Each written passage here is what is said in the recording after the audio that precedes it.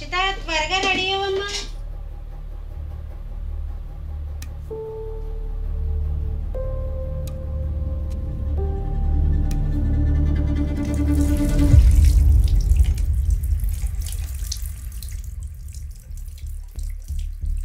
మా పాప dance class నుంచి వచ్చేటప్పుడు బండి మంచి పడిపోయిందండి.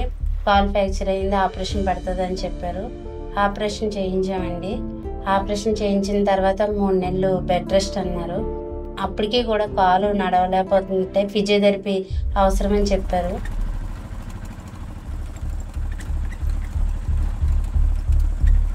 లైఫ్లో ఇలాంటి ఇబ్బంది వస్తుందని అసలు అనుకోలేదు. అమ్మ నేను నల్లపోతున్నాను అని చాలా గోల పెట్టేసేదండి. మొత్తం హాస్పిటల్లో కూడా చాలా పెద్దగా గోల పెట్టేసేది. తన ట్రీట్మెంట్ చేసేటప్పుడు చాలా ఇబ్బంది పడేదండి మొత్తం.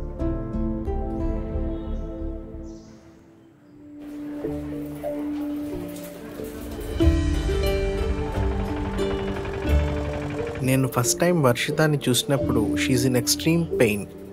Accident has affected her big time and physiotherapy is a only solution.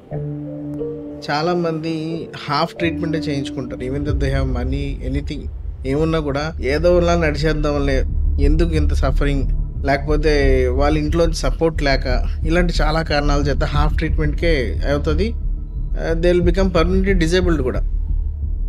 ఫిజియోథెరపిస్ట్గా నా బాధ్యత ఏంటంటే వచ్చిన ప్రతి పేషెంట్కి కూడా ఒక భరోసా ఇవ్వాలి.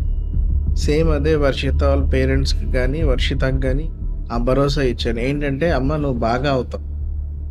అండ్ ఇక్కడ నా ముందు 3 గోల్స్ ఉన్నాయి. ఫస్ట్ థింగ్ ఏంటంటే అమ్మాయిని నించోబెట్టాలి. రెండవది అమ్మాయిని కాలు వంచాలి. మూడవది అమ్మాయి కాలు బలహీనం అయిపోయింది కాబట్టి కాలు బలం పెంచాలి. ఈ 3 కూడా నేను అటెండ్ అయితేనే అమ్మాయి మళ్ళీ నార్మల్గా అవ్వగలదు. ప్రతిదీ కూడా ఫస్ట్ నుంచి నేర్చుకోవాల్సిన పరిస్థితి ఏర్పడుతుంది. చిన్నపిల్లల్లాగా అడుగు ఎలా వేయాలి, కాలు ఎలా కదపాలి, బరువు ఎలా మార్చుకోవాలి, బ్యాలెన్సింగ్ ఎలా చేసుకోవాలి, అన్నీ కూడా నేర్పించాలి.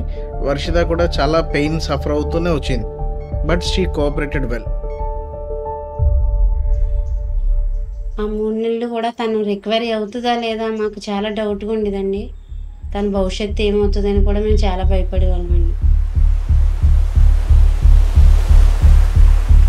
ఇంట్లోనే ఉండాలి, బెడ్ మీద ఉండాలి, ఏ పని నేను చేసుకోలేను, వేరే వాళ్ళ మీద డిపెండ్ అవ్వాల్సి వచ్చేది.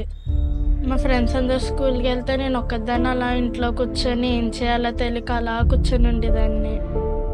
అమ్మాయి భరతనాట్యం డాన్సర్ కూడా. పాప ఇలా డ్యాన్స్ చేసేది ఇప్పుడు ఇలాగా అయిపోయింది, చాలా బాధేస్తుందండి.